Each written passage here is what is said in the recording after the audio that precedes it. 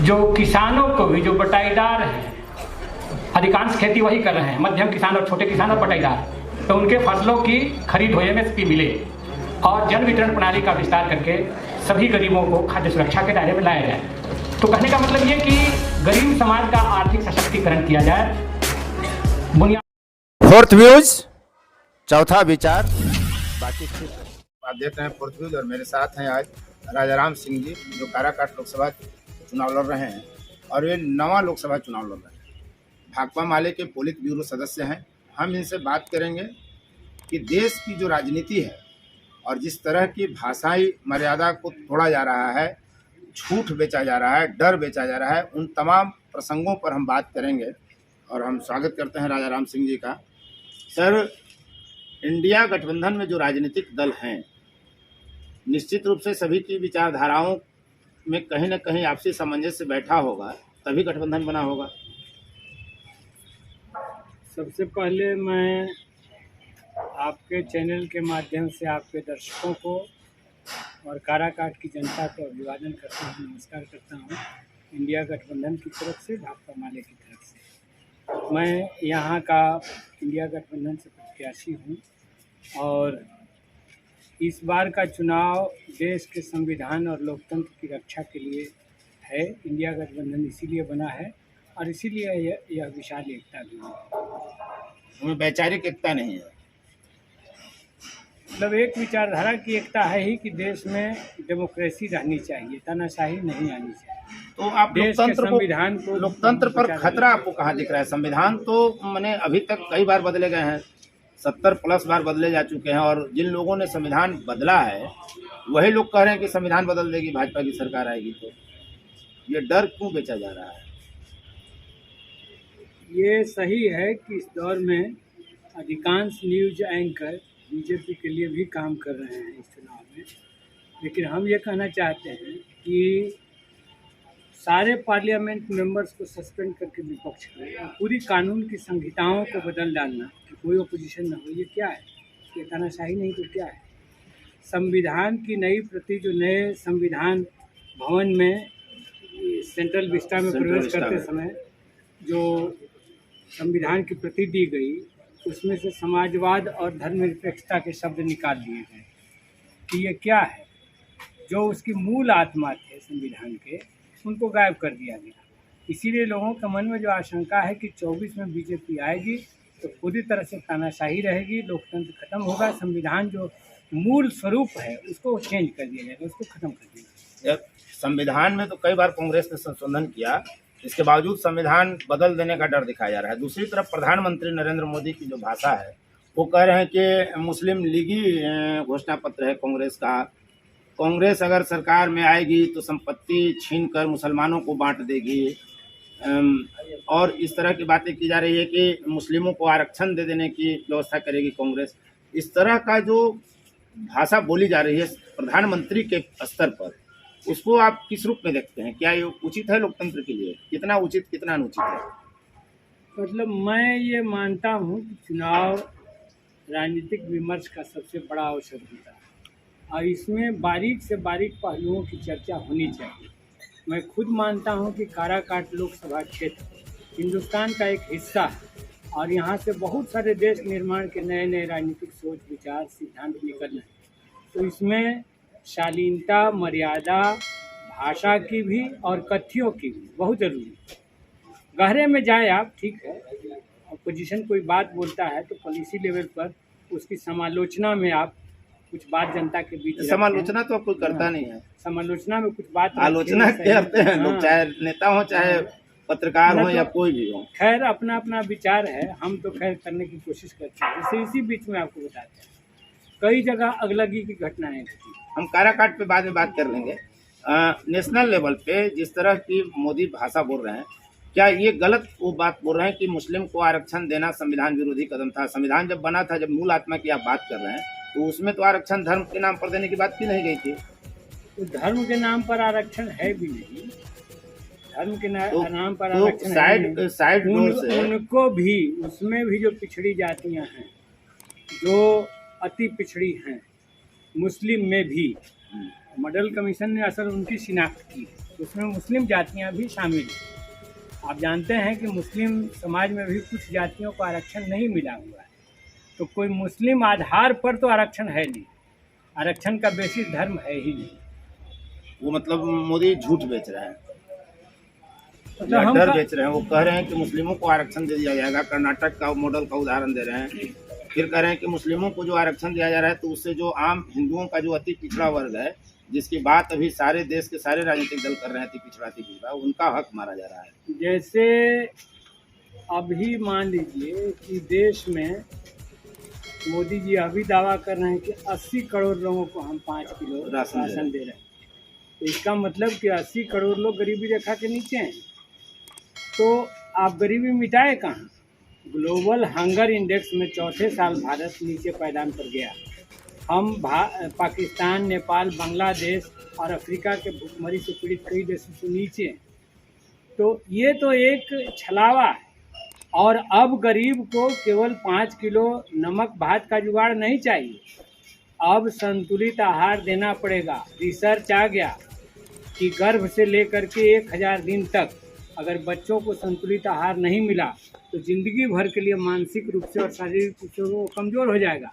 तो अब हमारी मांग गरीबों के लिए केवल इतना नहीं है कि 5 किलो राशन दो, दूध भी देना पड़ेगा, दाल भी देना पड़ेगा, बनाने के लिए रसोई में तेल भी देना पड़ेगा, इसका प्रबंध करना पड़ेगा सरकार को। CPIM आपके गठबंधन में शामिल है, जिसने घोषणा पत्र में ऐलान किया कि वो परमाणु बमों को खत्म कर देगा, मिलिट्री बेस खत्म कर देगा, राज्यों ने जो धर्म से संबंधित कानून बनाए हैं उसको खत्म कर देगा।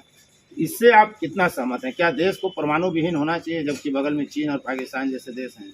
मतलब हम ये दुनिया में माहौल बनाएंगे कि एक शांति का, भाईचारे का माहौल बने। एक दिन ऐसा आए कि सारे देश, CPIM उससे सहमत है कि नहीं? सारे देश परमाणु बम खत्म करें, दुनिया पर ये परमाणु बम का खतरा खत्म हो। एक तरफा कुछ भी नहीं हो सकता है। CPIM में तो ये नहीं कहा है कि हम वैश्विक लेवल पर प्रयास करेंगे कि निरस्त्रीकरण की बात हो, तो कह रहे हैं कि भारत में परमाणु खत्म कर देंगे, मिलिट्री बेस खत्म कर देंगे। अब वो उनका मत है, ये उनसे पूछिए। हम तो यही कह रहे हैं कि हमारी एक कोशिश होगी कि दुनिया से ये जो परमाणु युद्ध के खतरे बराबर मानवता पर साया की तरह लहराते रहते हैं, मंडराते रहते हैं, तो इससे मानवता को मुक्ति मिले, ये जरूर हम चाहेंगे। लोकसभा चुनाव में इंडिया बनाम एनडीए की लड़ाई देश के स्तर पर है, तो दोनों को किस स्तर पर देख रहे हैं? एनडीए को कितनी सीटें मिल सकती हैं, इंडिया को कितनी सीटें मिलती है आपको देख रहे हैं? आप लोग वैसे तो हम खुद एक उम्मीदवार हैं और दिन रात अभी अपने क्षेत्र में दौरा करना, इसलिए बहुत राष्ट्रीय स्तर पर हमारी नज़र नहीं है, लेकिन फिर भी मतलब इस बार जो मोदी जी नारा दे रहे हैं 400 पार, तो उनके इस नारे के पीछे उभरते हुए खतरे को लोगों ने भांप लिया है और वो अभी मतलब इस टारगेट को बिल्कुल नहीं पहुंचने जा रहे हैं। बहुमत भी नहीं आने जा रहा है। बहुमत में भी आशंका है। अगर मान लीजिए कि इंडिया की सरकार बन गई, इंडिया अलायंस की, तो पीएम कौन होगा? एक बात ये आती है कि आपके पास मोदी से बेहतर चेहरा कौन है? हम तो कहते हैं कि उनसे हर चेहरा ही बेहतर है। अच्छा जी, उनसे हर चेहरा बेहतर है। जिस लेवल पर मोदी देश को ले गए, उन्होंने शर्मसार कर दिया है दुनिया में देश को तमाम लिहाज से। डेमोक्रेसी के जो पैरामीटर्स हैं उसमें हम नीचे गिरे हैं, लोकतंत्र की क्वालिटी का जो सवाल है उसमें हम नीचे गिरे हैं, भूख के मामले में हम नीचे गिरे हैं, प्रति व्यक्ति आमदनी के मामले में हम नीचे गिरे हैं। तो इसीलिए मतलब उनसे हर चेहरा बेहतर है, उनसे ज़्यादा बढ़िया प्लानिंग। फिर भी कोई चेहरा, 1 2 3 चेहरा आप इंडिया गठबंधन की तरफ से जो दावेदार हो सकते अब हैं? देखिए, ये अमेरिका पैटर्न का राष्ट्रपति चुनाव नहीं है। हमारे यहाँ जो लोकतंत्र में डॉक्टर भीमराव अंबेडकर के नेतृत्व में बने संविधान में जो रास्ता दिया, बहुमत दल का नेता जो होगा वही पीएम बनेगा। तो यही बात उस समय चूंकि गठबंधन है, तो गठबंधन में फिर हम मेजॉरिटी सीटें आएंगी तो बैठ के विचार कर लेंगे। लोकसभा के चुनाव में परिवारवाद का मुद्दा मोदी उठा रहे थे, फिर अचानक परिवारवाद का मुद्दा अब दिख नहीं रहा है। परिवारवाद को आप किस रूप में देखते हैं? क्या ये उचित है? जब जो लोग नारा लगाते थे कि रानी के कोख से राजा पैदा नहीं होगा, वे लोग भी तो परिवारवाद के ही गर्त में डूबे हुए हैं। मतलब दो बातें, एक बात ये सही है कि भारत की आज़ादी के बाद जो हमारा संविधान बना उसने साफ साफ एक विभाजन रेखा खींची कि अब जमींदारियां नहीं रहेंगी, अब राजा का बेटा राजा नहीं होगा, अब जनता के वोट से राजा निकलेगा, जनप्रतिनिधि निकलेगा, वो भी राजा नहीं निकलेगा, जनप्रतिनिधि का चुनाव होगा और वही जनप्रतिनिधि मिल करके देश में कौन शासन चलाएगा इसको चुनेगा। ये रास्ता दिया, ये बहुत ही मतलब जनता को सारे अधिकार दिए गए, उसको मालिकाना दिया गया। तो अब बात है कि इसमें किसको लोग किनको चुनते हैं, तो एक अवेयरनेस की बात भी है, एक अवेयरनेस की बात है। कुछ परिवार के लड़के ऐसे हैं या लड़कियां जो खुद उन्होंने राजनीति में अपना सामर्थ्य साबित किया है, अब कुछ लोग उनकी क्वालिटी को, उनकी योग्यता को आप निगेट भी नहीं कर सकते। जनता में अंततः चुनने का अधिकार है। तो ये एक फ्लैट बात नहीं कि चूंकि वो किसी खास परिवार से बिलोंग करते हैं इस वजह से उनको नकार दिया जाए। हम कहना चाहते हैं कि ना उनको प्रिविलेज मिलना चाहिए और ना उनको नकार देना चाहिए, क्योंकि क्वालिटी के आधार पर लोगों को चुनना चाहिए। जैसे लालू प्रसाद ने तो गृहिणी को सीएम बना दिया, झारखंड में हेमंत सोरेन जेल गए, वो भी अब चर्चा आ रही कि वो पत्नी को राजनीति में ला रहे हैं, वो चुनाव लड़ रही हैं। दिल्ली में देखिए कि केजरीवाल, सुनीता केजरीवाल को सीएम बनाने की राजनीति कर रही हैं। तो इस तरह के परिवारवाद को कैसे जस्टिफाई किया जा सकता है? हाँ, मैं फिर कहूँगा कि अपने भाजपा के नेताओं ने जो झड़ी लगा दी है पूरे, उसमें से एक का भी नाम नहीं लिया। इंडिया गठबंधन से जुड़े हुए लोगों, कुछ लोगों का नाम नहीं, हम मुख्यमंत्री का नाम ले रहे हैं, मुख्यमंत्री बनाने की बात कर रहे हैं। जैसे भाजपा में भी कई परिवारवाद के हैं, विवेक ठाकुर भी बिहार में चुनाव लड़ रहे हैं, लेकिन एक चुनाव लड़ना, कहीं से सांसद का प्रत्याशी होना, वैसे तो फिर बिहार में कई लोग हैं पूरे देश में। लेकिन मैं ये कह रहा हूँ कि डायरेक्ट किसी को सीएम बना देना, आपने अभी थोड़ी देर पहले कहा कि जनता उसकी गुणवत्ता को, उसकी क्षमता को प्रूव करती है, वोट देकर जिताती है, लेकिन राबड़ी तो नहीं जीती थी। सुनीता केजरीवाल आज प्रचार कर रही हैं, अचानक से अरविंद केजरीवाल जाते हैं जेल और वो दिल्ली की और आपकी बड़ी नेता बन जाती है।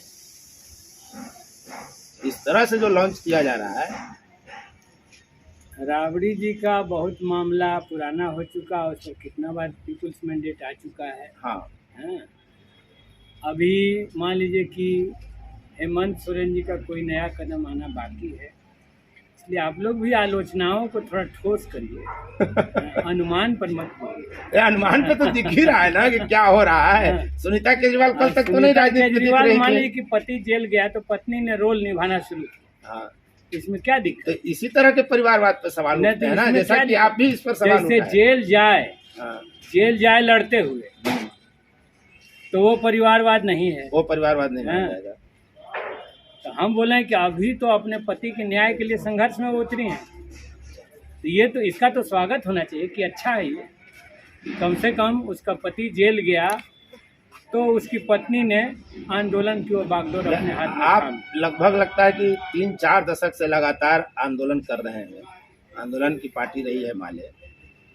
देश में कहा जा रहा है कि युवा भुखमरी का शिकार है, बेरोजगारी है, नौकरियां खत्म कर दी गई, शिक्षा व्यवस्था चौपट है, तमाम तरह की चीजें की जा रही हैं, कही जा रही हैं। प्रश्न यह है कि फिर युवा आंदोलन क्यों नहीं कर रहा? अग्निपथ में नौजवानों का आंदोलन दिखा था, अग्निवीर में अग्निपथ योजना थी, अग्निवीर भी उसको कहा गया, बहाल होंगे उनको अग्निवीर कहा गया, वो स्कीम को अग्निपथ था। तो उसमें युवाओं का बड़े पैमाने पर आंदोलन दिखा, विक्षोभ दिखा और उस पर बड़े पैमाने पर दमन भी हुआ, FIR सत्ता ने कुचलने का प्रयास किया, बड़े पैमाने पर दमन भी हुआ, तरह तरह के विरोधी FIR से हुए। तो और इसकी वजह से आज पूरे देश में दुखद स्थिति यह है कि नौजवानों की आत्महत्या की दर बढ़ रही है। पूरे देश को इस पर सोचना है, गंभीरता से सोचना है कि हम अगली पीढ़ी के लिए क्या दे रहे हैं, और अगली पीढ़ी के लिए हमको रोज़गार देना होगा। भागने से काम नहीं चलेगा। लड़के पकौड़ा बेच करके लड़कियां रोज़गार करें, टेम्पो चला के करें, ये उनका मामला केवल है, ऐसा नहीं है। वे देश के भविष्य हैं। हमें नौजवानों के बाहों के ताकत पर भरोसा है, उनके दिमाग की बुद्धि पर भरोसा है, और वही जब संगठित होंगे तो देश आगे जाएगा। तो आंदोलन नहीं कर पा रहे हैं ना, उस डर से। आंदोलन कर रहे हैं, सत्ता बल्कि ज़्यादा दमन में हार से हो जा रही है, उनकी भावनाओं को सुन नहीं रही है। हम अभी नौजवानों को दोष नहीं देंगे।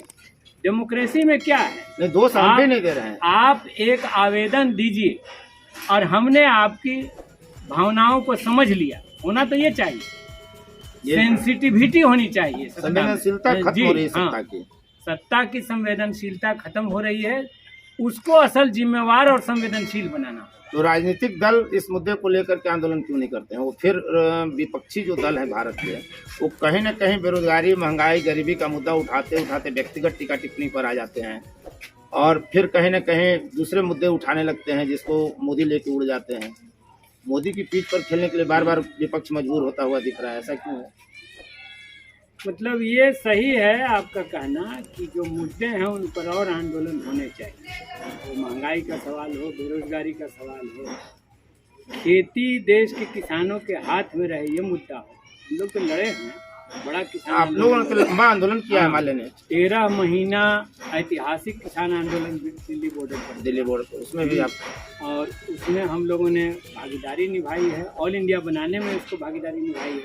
और चुनाव में भी ये मुद्दा है कि अगर देश की खेती को बचाना है, देश की खेती कॉरपोरेट के हाथ में न चली जाए, तो मोदी जी को सत्ता से बाहर करना होगा और इंडिया गठबंधन को सत्ता में लाना होगा। तो फिर पीएम कौन बनेगा?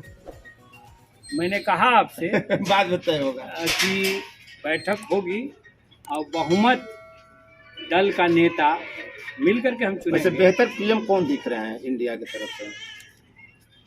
मैं अभी इस पर नहीं टिप्पणी कोई टिप्पणी नहीं कर करें। सकता। धन्यवाद बहुत बहुत बात करने के लिए। फोर्थ व्यूज, चौथा विचार, बाकी फिर